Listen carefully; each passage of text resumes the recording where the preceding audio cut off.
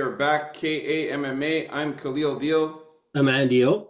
and we are KA MMA about to talk about the main card, early predictions for the main card for this UFC Fight Night event. Derek Lewis versus Rodrigo Nascimento. This is going to be a awesome card. I think it's going to be pretty cool. We got some cool fighters in this one. Can't wait to get into this one here. So we'll start off talking about who is in this card here. So we got Waldo Cortez Acosta in the main card against Rebelis Despain. Alex Caceres against Sean Woodson. Diego Ferreira against Mateus Rebecki. Alonzo Menefield against Carlos Ulberg. Joaquim Buckley against Nursultan Rizaboev. And of course, Derek Lewis, the main event, against Rodrigo Nascimento. All right, so we're going to start it off with the first fight, which is Waldo Cortez Acosta against Rebelis Despain. Who you got, Andy O? Yeah, me here. I got Rebelis Despain. Who can't wait to see some more of this guy, right? I'm glad he's fighting Waldo Cortez Acosta, not only because of how he kind of wanted to humiliate the legend himself, Andrei Arlovsky, the last time, right? But because I never thought he was all that great in the first place. And look, Rebelis Despani is probably going to put him away early here. He can knock out people with jabs. The guy's a monster, a freak of nature, and I can't wait to see him in action again. That's the pick for me. Yeah, I know you. It took a while for you to get to soften up to Waldo Cortez Acosta. I know you didn't like him for a long time, and then you finally started coming around when he beat Andrei Arlovsky in his last fight, and Yeah. Lucas Bresky. But yeah, the pick for me is going to be the monster Robelis Despangi, the big boy, as they call him. I gotta go with him, man. This guy is just insane. The guy's 6'7", an 87-inch reach. It's insane. This guy is just crazy. We saw how crazy he was in his last fight when he absolutely annihilated Josh Parisian. It took 18 seconds. I think that was the fastest knockout I've ever seen in my life. 18 seconds, he knocked him out and flatlined him, man. It was absolutely insane. Waldo's Cortez Acosta he's pretty good. He's pretty decent. But I just don't think he's going to be able to withstand the power of Rebelis Despain. He fought Jared Vanderaa in his UFC debut, won by decision. He beat Chase Sherman, who's a bum. And Both of those guys by decision, Sherman yeah, and yeah, Vanderaa. Eh? Vanderaa and Chase Sherman, he had to go to a decision against these guys. Like, come on, he couldn't knock these guys out, couldn't finish them. Like, these guys are bums. And Marcos Rogerio de Lima, he lost to him by unanimous decision. He did knock out Lucas Brzeski in the first round and got a decision against the old man Andrei Arlovsky. I mean, come on. I mean, Andrei Arlovsky is old. The guy's 45 years old, and he was only able to pull off, a decision against him. So A questionable decision. a questionable decision. It was unanimous, but yeah, I mean, against the old man, I don't think Waldo Cortez Acosta is going to be doing his little salsa dance in the ring this time because he'll be too worried about getting knocked the fuck out by Rebelis Despain. And again, Rebelis Despain, the 3-inch height advantage, the absolutely insane 9-inch reach advantage. I mean, this is just going to be insane. I just think Rebelis is going to come out there. He's going to have to lose against somebody one day, but I just don't think it's going to be Waldo. I don't think so. That's going to put him out in this one. This is going to be a banger. And yeah, Rebelis Despain is the pick here by knockout.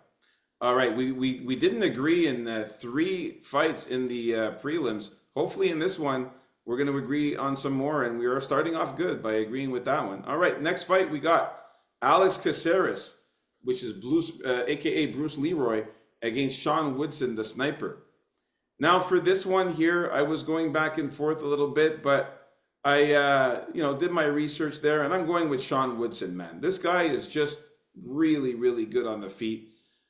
He's going to carry a 3 inch height advantage, uh, actually a 4 inch height advantage. Also going to carry almost a 5 inch reach advantage. And already Sean Woodson is tall and lanky. I see him keeping this fight on the ground. I see keeping this fight standing. I see him staying at a good reach and just boxing Caceres, just boxing, kicks, kicks, kicks. I see Caceres having a hard time with the grappling and having a hard time taking down Sean Woodson. Sean Woodson's takedown defense is very, very good. And he's also very good at scrambling. If he does get taken down, he's very good at getting back up. But the boxing and the striking is just going to be too good. I think Sean Woodson, way better striker than Caceres. I think he's got those leg kicks to the liver too. Those leg kicks to the body is going to be something too. And just the way he's built, Sean Woodson, it's going to be very hard for Caceres to do anything against this guy ground wise. So my pick is Sean Woodson. Who you got there, Andy O? Yeah, my pick is Sean Woodson as well. Yes, finally. The thing I really like about Sean Woodson is the way he uses his height and reach advantage very well. The guy used to box, and with these tall guys that really took boxing seriously before coming in to MMA, you can really tell how it helps out their game. I look for this in fighters, the ones that use their reach well, the ones that don't. There are far more of them that don't use their reach well. Sean Woodson is one that does. I feel no matter how awkward Caceres is, that if Sean Woodson plays smart, he should be able to maintain that reach, piece him up over time. Caceres doesn't really take anyone down, but if it gets down there, he does have the grappling advantage, right? If it somehow gets into that kind of area. Sean Woodson has to be aware of Caceres maybe backpacking him, like in those types of situations. But really, I think it's Sean Woodson all day long here. Let's not forget Caceres has 14 losses, right? 21 wins, 14 losses. He hasn't beaten that many good guys. And I think Sean Woodson is among those good guys that he's not going to beat. So we agree, Sean Woodson. Yeah, yeah. Also, the age advantage too for Sean Woodson is 4 years younger than Alex Caceres. He's going to be taller, a reach advantage. Not to mention, Alex Caceres just lost his last fight against Giga Chikadze by unanimous decision there. Didn't look that great in that fight. He did beat Daniel Pineda, who's really not that good. And he did knock out Julian Erosa, but Julian Erosa is starting to be on the decline now. He did lose to Sadiq Youssef. The Sean Woodson, on the other hand, is on a 5-fight winning streak here. He had one draw, but he beat Charles Jourdain, who's actually very, very good. And Charles Jourdain is a very good submission guy as well. He's a guy that could grapple and wrestle as well, and he was able to beat him by split decision. He beat Dennis Bazooka, who's also another grappler. He had a draw against Luis Saldana. He did knock out Colin Anglin, and he did beat Yusuf Zalal, who I find is also very, very good. He did lose to Julian Erosa, just like Caceres did. But he has fought like a lot of guys. Like he beat Terrence McKinney. Let's not forget that he beat Terrence McKinney in the Dana White Contender Series a while back in 2019. And Terrence McKinney, I'm high. I'm high on this guy. So I got Sean Woodson here. I think he's going to win a decision here. Caceres is very durable, very hard to finish. So I think he'll just win a decision here. All right. So we're moving on up the card to the next fight. Here we have Diego Ferreira against Mateusz Rebecki. All right, so this one here, I'm going with Rebecki. Yes. I think he's going to be just so full of pressure. He's going to go for the takedowns like there's no tomorrow. He also hits like a truck.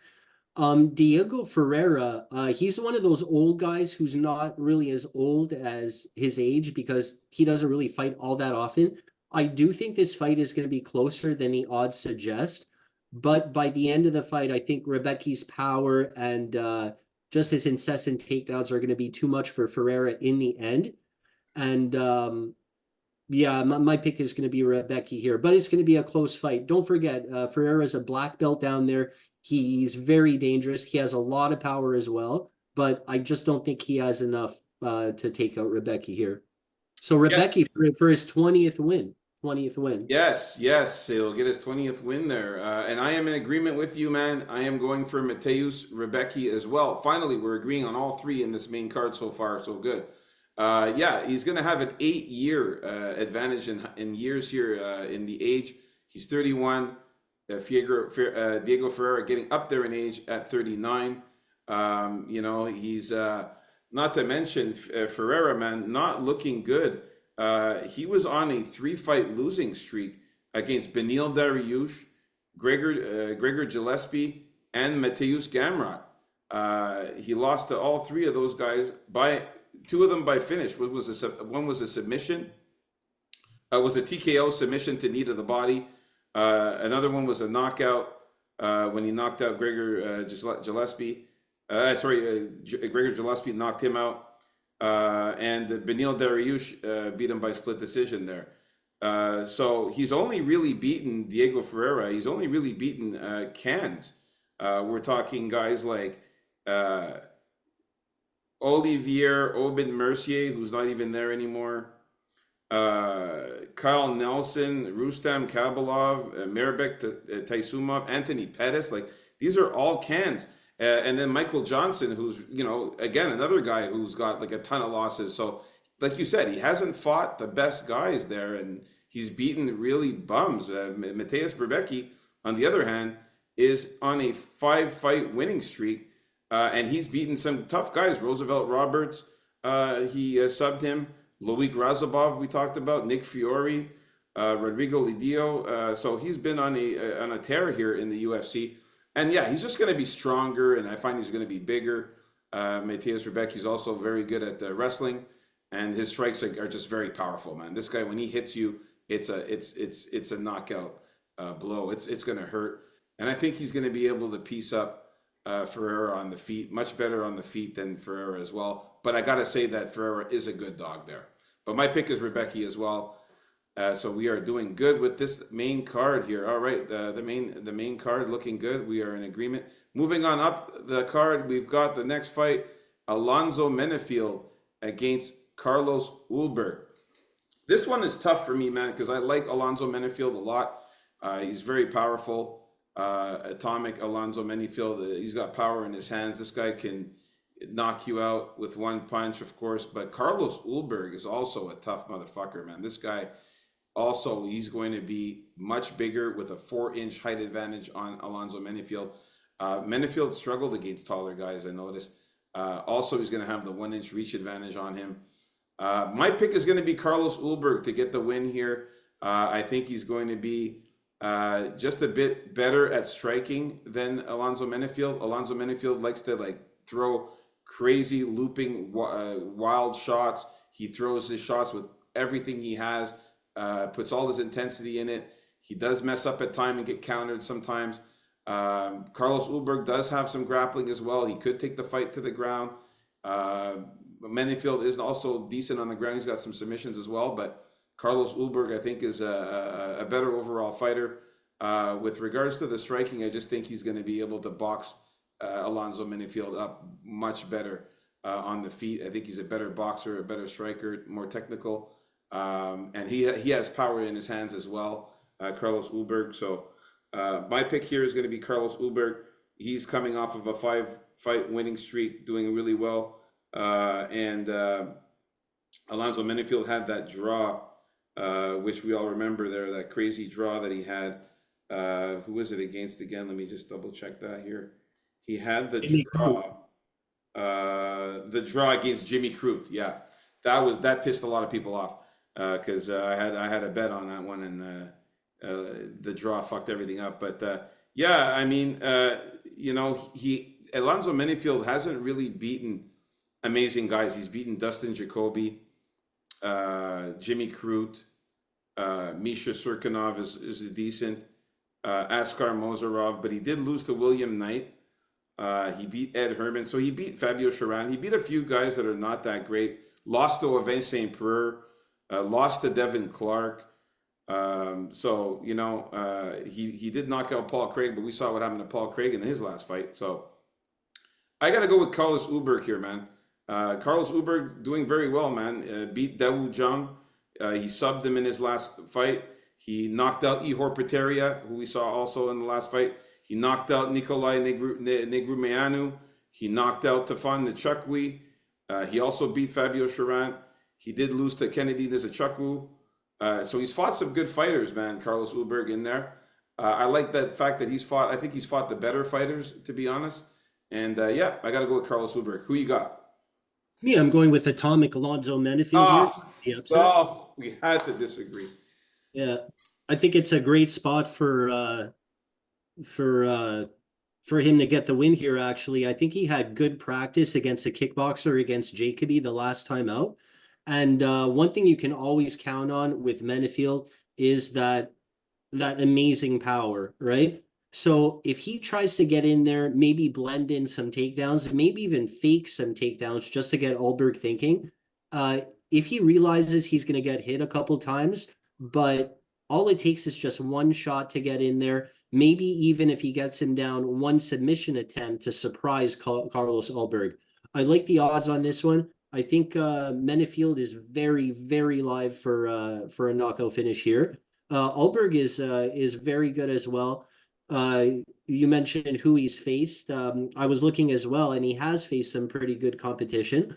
But I just feel the fight against Jacoby will prepare Menafield along with the training, obviously, for this fight here. So I'm going with the dog here, Menafield. All right, our first disagreement in this main card, but you know what though? I'm not mad at that because I do think Alonzo Menafield is a good dog as well. We'll talk about that on Friday when we talk about the betting. But yeah, Menafield is a good dog, man, for sure. All right, moving on up the card now. Next, we have Joaquin Buckley Whoa. against Nursultan Rizabov. Hey man, so this one I'm really excited for this one here. We have another St. Louis guy fighting in Joaquin Buckley, but I'm afraid, man. I'm afraid Joaquin's style is not going to be able to contain the power of Nuzrotan Roziboev. I think Nuzrotan, let's not even talk about his height advantage here. He's going to out height him by like half a foot or whatnot. He's going to have the reach advantage, but he also has amazing counters to counter Buckley's wide shots, wild shots. And at heart, let's not forget, Ruziboev is a grappler, right? So he's also going to be prepared for any grappling Buckley has to offer. I think he beats him almost everywhere. I think Ruziboev is going to go on a crazy roll here. Buckley has looked awesome at this weight class since he moved down, but I think Ruziboev is going to show people how good he really is by putting a show on Buckley here. Sorry for Buckley not being able to win at home. He wanted a main event in St. Louis. They know it's like, nah, you get the Kona main event against Nuzrultan. Good luck. And that's my pick, Rizabov. What about you? All right, man. So we are in agreement in Woo! this one as well. I've got Nursultan Rizalboev as well. It's just the problem is the grappling, man. Joaquin Buckley is not a grappler. He is more a striker. He's more a guy who stays on the feet. He can wrestle at times, and he's not horrible on the ground. But Rizalboev, that's his bread and butter. He takes. I want sorry, I wanted to add one more thing here because something you were saying kind of reminded me of this. Buckley to me is kind of more of an athlete guy, right? He's That's great right. at Yeah, he's an athlete, but Rizaboev, he's not a Rizaboev, grappler. and Rizaboev, yes, and Rizaboev is more of a fighter, and I think that can make a difference in this fight too. Yeah, I mean, Joaquin Buckley's tough, man. He's an athlete. He's tough. He is dangerous. He's got power in his hands. He's got some crazy leg kicks, some spinning kicks, flying knees, good punching power, and all that. But Nursultan Rizalboev is a beast, man. This guy is going to have a 7-inch height advantage. We don't know the reach, but I assume that he's going to have a reach advantage as well with that height that he has. But in his 2 fights in the UFC, he fought some dangerous opponents in Bruno Ferreira, who's also a knockout guy, very tough guy, and also Cedricus Dumas, who's also a guy who's kind of like Joaquin Buckley. He's got some power, he's got some grappling, a bit of wrestling as well, and even better submissions than Buckley. And he managed to knock him out in the first round. So my pick is going to be Rizoboev to get the knockout in the first round, maybe even a submission if he gets him on the ground. Buckley's tough, man, but I just think Rizoboev's height and size is going to be too much for him. Buckley could try all he wants with those spinning kicks and try to get some kicks on him and try to get in that range. I think he's going to struggle trying to get in close on Rizoboev and try to get in close to be able to land those hard punches that he likes to land, those uppercuts and those hooks. He's going to have a hard time with the jab too because of the height. Again, punching upwards is not the same as punching forwards or punching downwards. It's going to be much easier for Rizoboev to land strikes on Buckley than it is for Buckley to land strikes on Rizoboev. For those reasons, I got Rizoboev to win here in this one, man. Even though I really like Joaquin Buckley, man. If Joaquin Buckley can pull this off, that would be amazing. I do think Joaquin Buckley is a good dog here. Is he a dog in this one? No. The dog is Rizoboev? Yes. Holy shit. Okay, so there you go. Rizoboev I'm beat very happy. dog, man. To have Rizoboev at dog odds is just absolutely amazing. We definitely got to take that. I'm just looking quickly what the odds are here. Yeah, a significant dog too for Rizoboev. Wow. Okay. So yeah, I guess that, I don't know why he's such a big huge dog like that, but hey, we'll take it. All right, moving on up the card. Next fight we have. Oh shoot, I forgot that. Where did I put it? Oh no. Derek Lewis fell off the grid. Look at Derek that. Lewis, we got to bring him back here. My bad, guys. Sorry about that. Let's bring him in. There we go. Derek Lewis against Rodrigo Nascimento. All right, who you got? Yeah, this one, look, The main event. I'm not going to spend a lot of time trying to predict a Derek Lewis fight here. Although in my mind, Derek Lewis should beat Nascimento. You know, he's faced a lot of top-notch guys. He's faced some of the best, and I feel he should be getting the knockout here against Nascimento. And I think it will be over 1.5 rounds. I don't think he gets a knockout immediately, anything like that. So that's my only real call. How can you really, you can sit there all day and analyze Derek Lewis and his opponent and his fights, but all he needs is that one King Kong shot. He has the record for knockouts in UFC history. Wouldn't be surprised if he adds to that total. So the pick is going to be Derek Lewis. Yeah, I'm in agreement with you here. I got to go with Derek Lewis, man. I've always been a big fan of Derek Lewis. I'm not overly confident because of the fact that he has lost 4 out of his last 5 fights. But if he does land something on Nascimento here, I think that he could knock him out. I think Nascimento is a good dog, though, because of the grappling. Nascimento does have a better grappling situation than Derek Lewis. He's a better grappler, of course. He's got Brazilian Jiu-Jitsu as well, Nascimento. So Nascimento is going to be a good dog I'm definitely considering him a good dog, but the pick is going to be Derek Lewis, obviously by knockout. There's no other way that he'll win. Hopefully, maybe he'll do what he did against with that flying knee.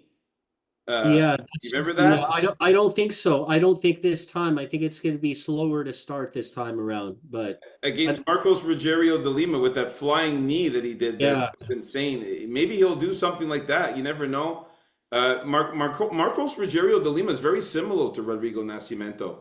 There's a chance that he could knock him out there and do something crazy. I mean, he lost to who Gelton knows? Almeida in his last fight. Gelton Almeida was, he's just a beast. So, yeah, the pick is going to be Derek Lewis, but I'm not going to shit on Rodrigo Nascimento here. I think Nascimento is a very good dog. He's got the grappling and the wrestling advantage in this one, and I think the height is wrong here. They're saying he's 6'2". On SureDog, they're saying he's 6'4". So I think the height is wrong here that they have for Nascimento. I'd say he's more around 6'2" than 6'4". Well, we'll see when we actually watch the weigh-ins. But don't forget, Rodrigo Nascimento did beat Dontel Mays by unanimous decision. He did get a split decision win over Ilir Latifi, who also beat Derek Lewis, and Tanner Bozer in his last three fights there. So Nascimento's decent. I think he's a live dog as well. But yeah, the pick's going to be Derek Lewis. So there you have it. We are in agreement in the main card. We only disagreed on one fight, disagreed on three in the. So we disagreed on 4 out of 13 fights. That's not too bad. I hope you guys liked the predictions and the breakdown. Please like and subscribe. Let us know who you have. Hit that subscribe, hit the like, and leave a comment.